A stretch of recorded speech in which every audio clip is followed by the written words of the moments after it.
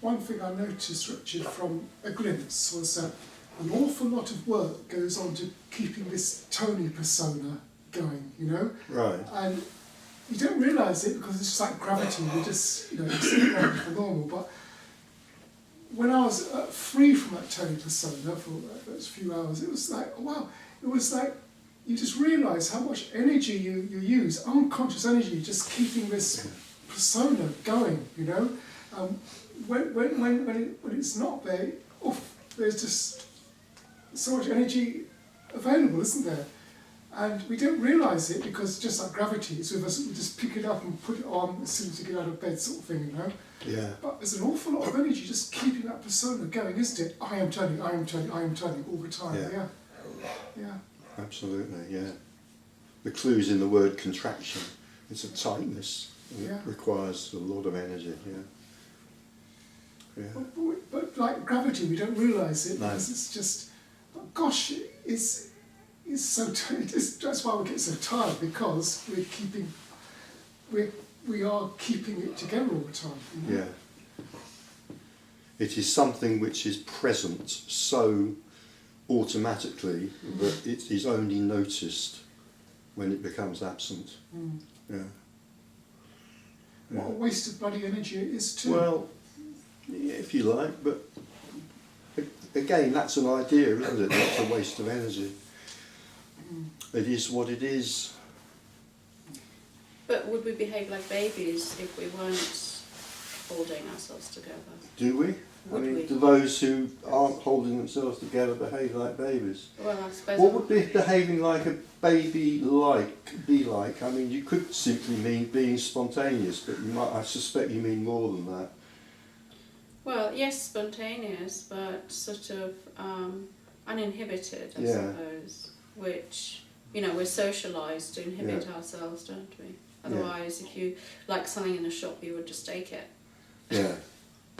Yeah. Well, again, there's no rules, but I think I noticed that in most cases where this is seen, there isn't that kind of disinhibition. Yeah. Not like a baby, no. Yeah, so what would be healthy, you know, what kind of, if one were to remove the persona, what is one removing? The conditioning? Can I just say, I spoke to someone, and he was a professor at a university, and he said he had that experience for a whole week. I said, well, how was it for you? He said, it made me more efficient. Yeah, definitely. Because there's no reference to you anymore, so there's that response to a situation. He said it just made you more efficient. Because normally we go, normally there's a response to me. Oh, how will they feel if I say this sort of thing? Right, so isn't the ego, you mean, the ego. Yeah, and from my experience, it's just a great sense of freedom, really. But yeah, just freedom, just. Yeah, this is freedom. Freedom, yeah. There is something of the wind of freedom blowing through Advaita, as I've often quoted. Don't know who I'm quoting, but it's a wonderful saying. There's something of the wind of freedom blowing through Advaita. Yeah, so this isn't about some kind of sudden and alarming disinhibition. No. It's just the recognition that, you know, there may still be inhibition, but there's just inhibition. There is no one who owns that. Less I mean, this might bring about great changes in the kind of life that is lived after this thing, or it may bring about no change at all. I know people who have, in a few cases, completely blown up their lives, their pre-existing lives when this has happened, but that's unusual. I know cases where, you know, there may be no discernible change whatsoever in the kind of life that's lived externally, you know, from the outside. So it's certainly not about, you know, disinhibition in that sense. Yeah. But in another sense, it is like, you know, I don't often quote from the New Testament, but unless ye become as little children, you shall not enter the kingdom of heaven. So there is something about a return to innocence in this. Can I add that You need to be born again, but you don't know where the wind's coming from and you don't know where it's going. And so is all those that have had this wind blow through them. John chapter 3. Oh, right, okay. Yeah, there you go. Talking to Nicodemus.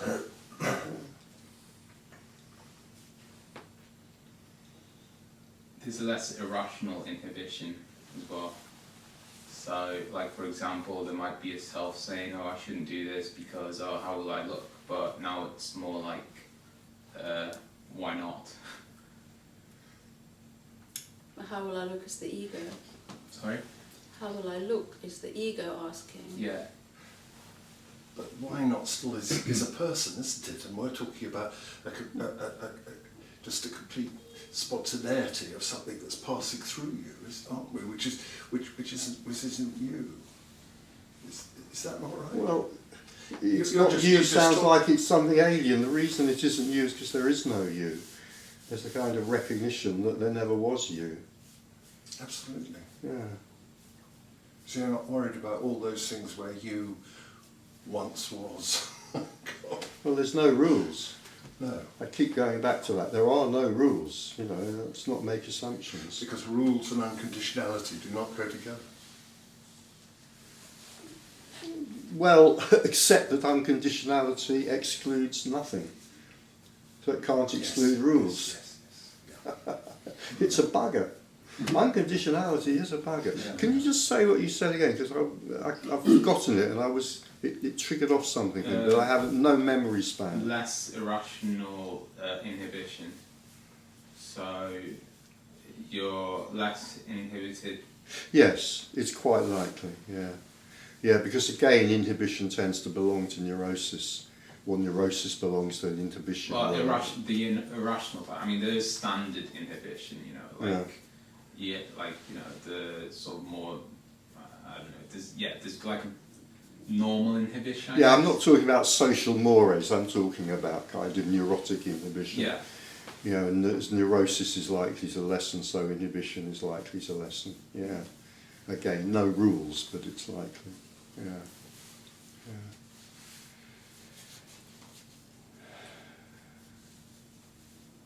The social mores would be involved in the character, wouldn't they? I imagine. Yeah. Particularly. Oh, absolutely. Yeah. I mean, be part of the story that the character's brought into. Yeah. Yeah. But again, I'd say I know cases where people, this being seen, people have spectacularly blown up their lives, and I know cases where there's no discernible change whatsoever externally. Yeah. When I was training as a therapist, I said to Jim, after a meeting once, Jim Newman, I said, when people say something to you, that, and as a therapist you're trying to work out what the client is saying, Right. trying to understand them. I said, when people talk with you, you get it immediately. Mm. I was quite envious of that, you know, in the sense that you just, and it's easy when you haven't got an ego. Yeah. There's an immediacy in I might say it's getting easy. something. Yeah, I might say it's easy when you're talking about nothing. Easy what? I might say it's easy when you're talking about nothing. Yeah. You know, yeah. I mean, here there is an appalling collapse of memory span, so either there's a spontaneous answer or there's a kind of, hey, what the fuck was that? You know,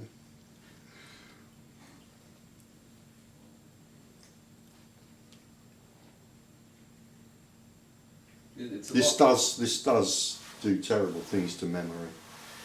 There's an Australian, I've forgotten his name now, there's an Australian who wrote a book about this, and one of his little, it was quite aphoristic, and one of his little things was, memory gone, fucked beyond belief.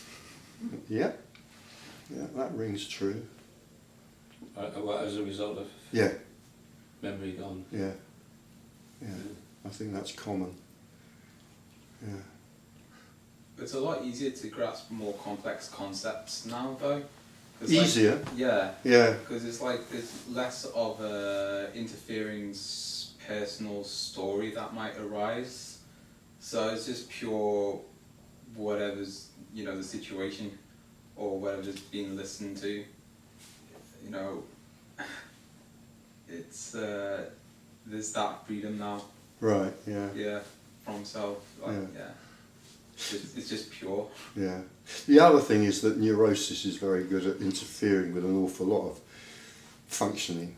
One of the functions it can interfere with is memory. So again, if neurosis reduces, then I'll call this the organism for our purposes at this point, then the organism tends to function in a more natural and healthy way. Yeah. Yeah. Do you know why you wrote the books? No, of course not. No. I could make something up.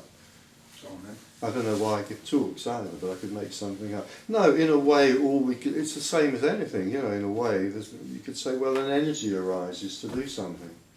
And then it's that energy, then that thing is either done or it isn't.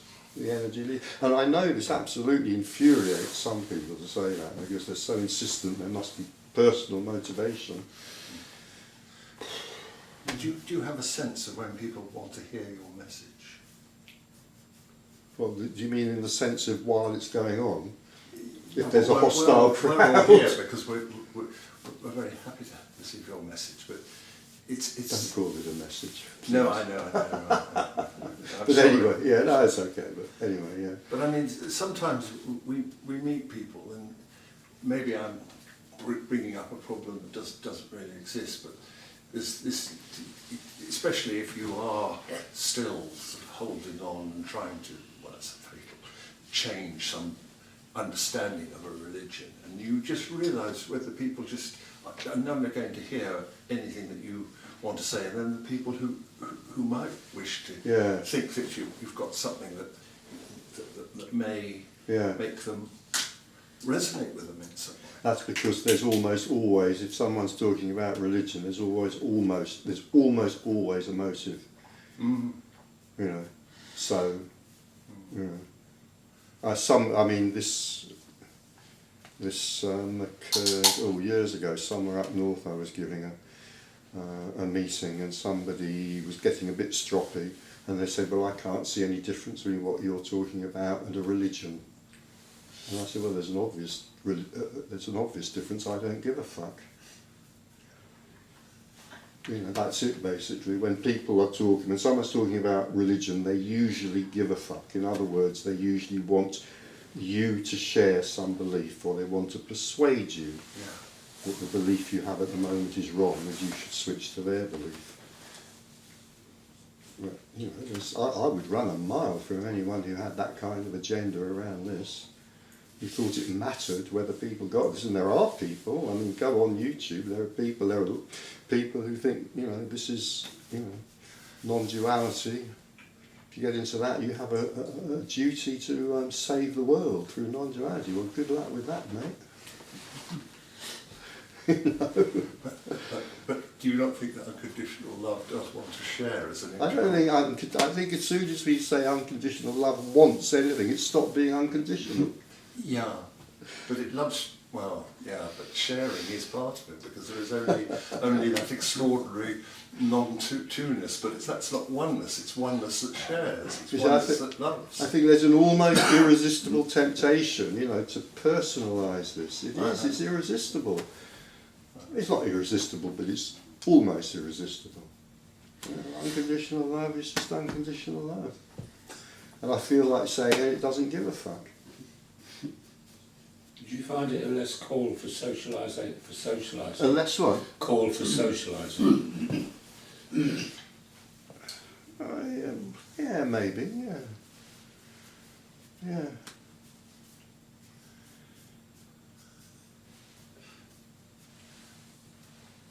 Yeah.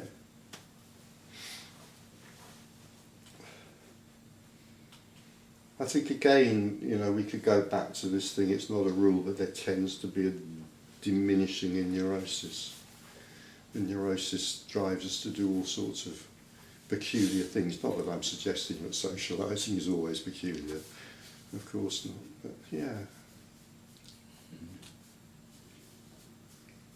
I think, again, if you listen to other people, read other other individuals' accounts and so forth, there is something about noticing,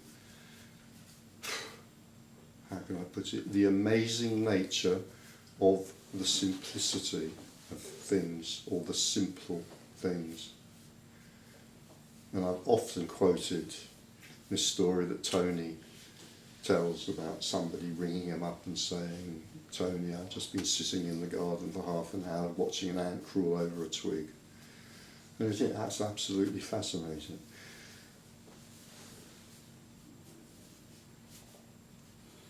So the neurotic self, is always looking for ways to, analgesics if you like, is always looking for ways to dull its pain.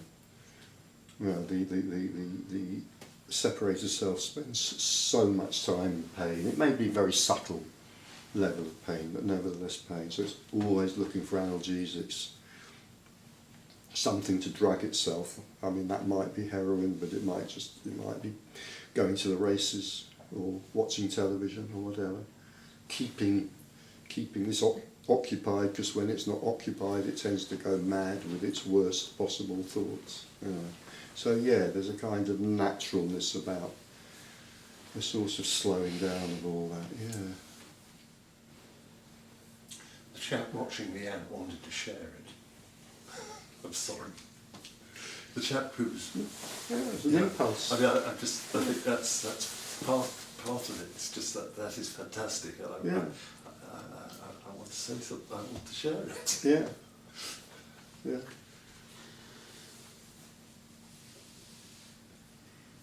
Again, no rules, but I think this is likely to increase connectivity with those who appear to be others. Yeah.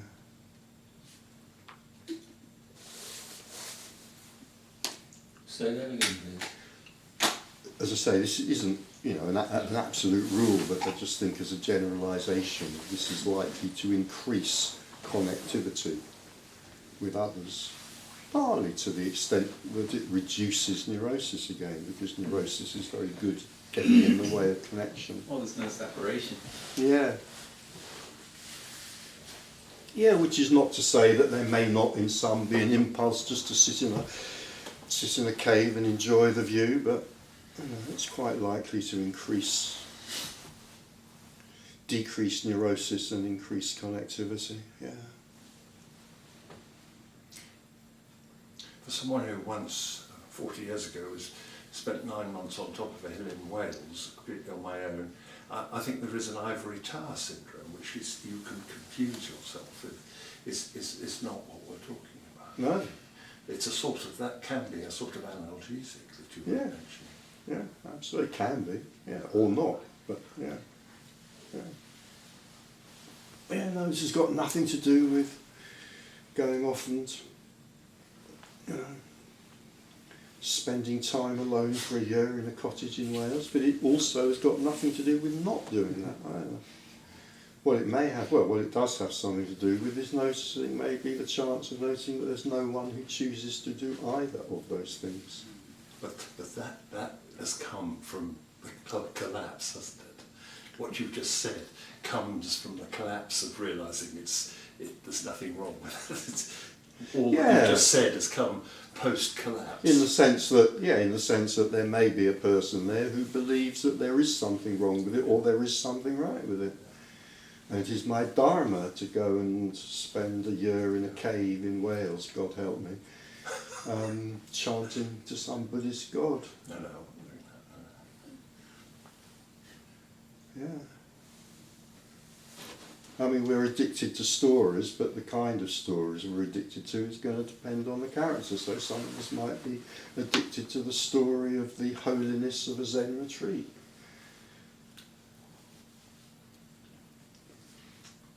Yeah.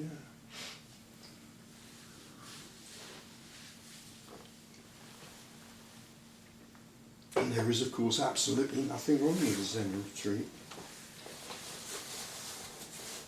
All right with it. The horror of this is you can't get it right, but the joy of it is you can't get it wrong. And it's difficult for me to say that without again adding, so we might as well relax. If only there was someone who could do that. It's about language, but it doesn't sound it. But I liked a word I heard this morning, overlook.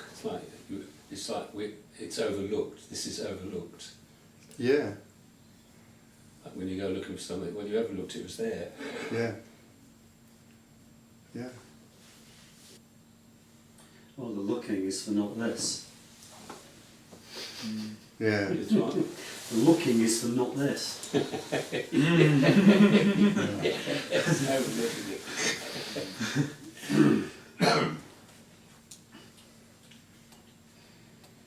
Yeah, the self cannot have any. I'm hesitating because the natural word to use there is conception. It's not really a conception, understanding, whatever. The self can't really have any real understanding of what this is, so it has to look for something else. Yeah, it has to. Well, the self is just trying to understand, but it essentially can't. Yeah, it essentially can't.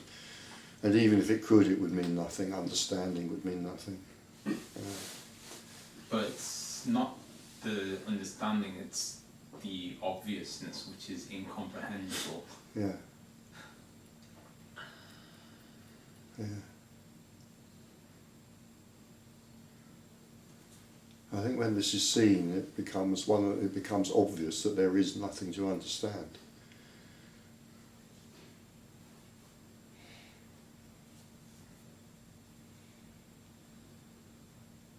Well, when one says seeing it often, and I'm not saying that's what you're saying, but often when people say it's seen, like they say that they tend to be referring to a glimpse or a time in their story when, like, you know, they had a glimpse and it was like this, but that a glimpse is just a story built on top of, yeah. Whereas there's no one like it's that's standard, like just a person trying to understand what this is an activity, a small activity within the everything. Yes. It's just no more or no less value than anything else. Yeah.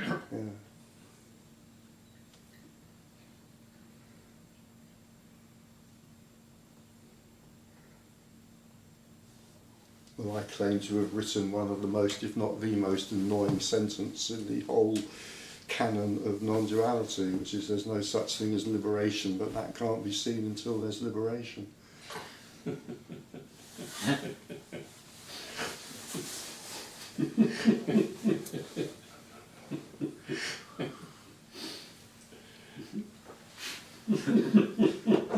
Screw you, Richard. Yes, I know. Like that.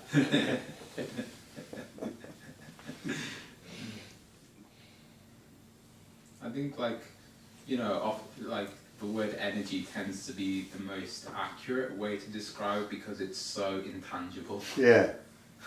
Nice and vague and abstract, isn't it? Yeah. We talk about an energetic shift, that sort of thing, yeah. Yeah.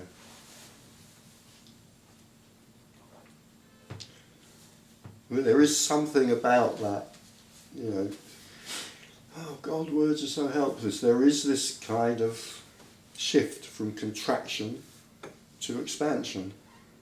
So it is kind of energetic. Yeah. And I think the other thing about that phrase energetic shift is it's indicating that we're not talking about a change in any kind of mentation. I mean, I was going to say belief or something like that, but it's not, it's much more than that. This has got nothing to do with any shift in mentation, in what, you know, the mind thinks, experiences, believes, etc. The mind that doesn't exist. I'm really trying to avoid using engineering terminology, but it's like the words are digital, and it's not a full expression of what is. Whereas the reality is like a lot more sort of continuous analog. Of course, yeah. Yeah, that makes sense, yeah. I mean, words are hopeless, but they're all we have if we're going to communicate in this way. And there's no reason we should communicate in this way, but obviously for some reason, some of us But there are other forms of like to do it. communication, like there's other analogues, like just gestures or like that itself is almost purely energetic. So you've just given me an idea. So maybe I don't know when the next meeting will do, but will be. But maybe we'll have the bigger room downstairs, and we can express we can communicate non-duality through the expression of movement and dance, perhaps. As long as you lead it, Richard. Then. What? As long as you lead it. Of course, I'd lead it. Yes. I should have said that now. I'm afraid you've made me think of projective identification. Just remind me. It's the Kleinian idea that there's somebody who's generally very disturbed, cannot hold something herself, manages to convey an emotion into another person that they are then feeling what that person cannot contain, and has projected it out onto somebody else. Well, I'll work on other ways in which we can do this. I don't know, maybe. But there are extraordinary non-duality through family therapy and I don't know, there are extraordinary hate your way to, I don't know. Sorry. There are extraordinary advances going on in neuroscience, which I do wonder in the decades to come, what will come up about how trauma and how all these things have affected energy. Yeah. And which isn't to do with mentation. I mean, I don't know hardly anything about it, but you can see that there are extraordinary things that we are learning. Learning is not the point either, but may be able to help people be in a relaxed state, to use your terminology. Yeah, I mean the most obvious connection, it seems to me, between the new neuroscience and what we're talking about is that neuroscience is, I want to say pointing towards, but I think it's doing a lot more than pointing towards now. It is really demonstrating that there absolutely is not a central self. There is no self. Yeah, indeed.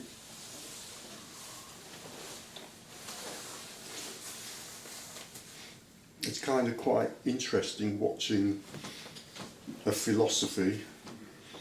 I call it a philosophy for brevity now. A philosophy from who knows, 4,000 years ago, 5,000, 6,000 years ago, a bit more, a bit less, who knows. Absolutely being converged on by 21st century neuroscience in the same way that, that philosophy's statements about the nature of this as energy, as just energy, is also being converged on in the 20th and 21st century by quantum physics. I mean, it's just interesting, just that. Doesn't matter, but it's kind of interesting that mysticism and science, regardless of how widely recognised it's not that widely recognised, but it is becoming more and more recognised, that mysticism and science have converged on exactly the same place in these two very important aspects of reality. Yeah, there's no central self and there's just energy. The dancing Shiva figure. Yeah, dancing Shiva figure in the circle of fire. Right? Somebody told me, I haven't checked whether this is true, but somebody told me that there's a large one of those outside the CERN, the Giant Hadron Collider in Switzerland, the CERN Institute. Very appropriate. Some scientist had read their yogic philosophy, which is great. And also meaningless. Despite everything being unconditional love, the constriction of a self does cause a certain madness in the world, as currently evidenced. Yeah, well again, the clue is in that terrible, terrible word, unconditional. Mm. All accepting. Very, very difficult. Yeah, and beyond, let's pretend it exists for the moment, beyond the human mind. Yeah. Which is kind of quite interesting reading stuff that comes from that level of the mind about that idea as it arises in religions and so forth. Just watching the mind trying to tying itself into knots. Trying to bring together that which apparently can't be brought together and so forth, because on that level.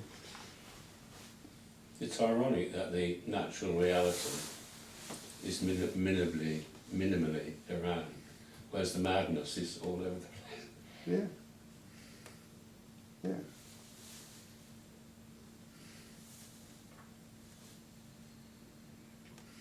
Should be the other way around, shouldn't it? Well, there's no shoulds. Could. The mind can have a should if it wants to, but it's a story, that should. Yeah. It's probably a confusing statement, but Every statement about this is confusing. well, Can't get away from it. what am I going to say? My thought, I'm afraid, was that I was privileged to go around the Van Gogh exhibition on Tuesday. Oh, I'm doing that And in a couple of weeks. There was this distressed man producing this unbelievably intense, this is it. But there's something sort of extraordinarily, it's just intensity of vision. Yeah. So something like sort of olive trees, and there's 4 or 5 pictures of different ways in which he'd seen olive trees, but all incredibly intense. And it's quite emotional. There is a quote, I can't remember it, in the first room we go into, where he's written to his brother about talking about the infinite. And it's quite emotional, because we know he was also very distressed. Yeah, absolutely. Yeah. And the prolificness, so many, that was a great thing, there's so many pictures there, and there's the ones we all sort of know, and then there were so many I hadn't seen, and to think he did all that in a sort of 2-year period. I mean, the amount of energy that just he poured onto canvases was extraordinary. And this excludes nothing, including extreme distress. Anything can arise in this. This can arise as anything. Yeah. And then the mind comes in and makes some of it wrong. And in come the shoulds and oughts. This shouldn't be happening. This should be happening instead. And my response was really quite emotional to it, actually. Yeah. Well, one of the things, I may have said this already, one of the things the neurotic self is best at doing is sorry, the phrase dumbing down has come into my head. That's not really what I mean, but I'd use it anyway. Sort of dumbing down in a sensory sense. Any experience, the neurotic self tends to kind of diminish its aliveness.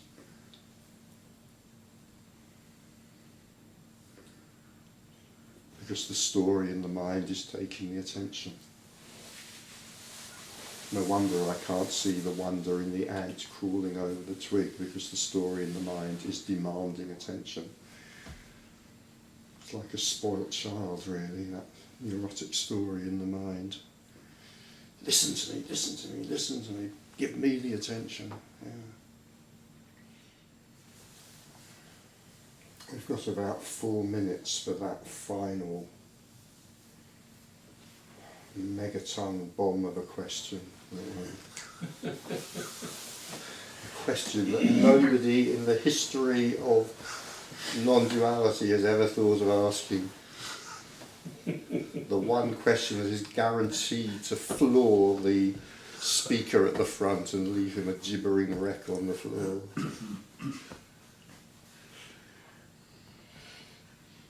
That's what clients do when they go out of therapy, just as they're opening the door. Oh, I meant to say. Yeah, it's when they've got the handle on the door, they finally blurt out what it's really about, when it's too late to deal with it. In their desperation. So this is what you should be feeling now, that sense of desperation. If I don't make this statement or ask this question now, I will forever have lost a chance, or at least till after Christmas, because there's no talk in December. But once they're out the door, they know they're safe, so they're therefore safe to come up with the critical that they couldn't do when they were opposite somebody.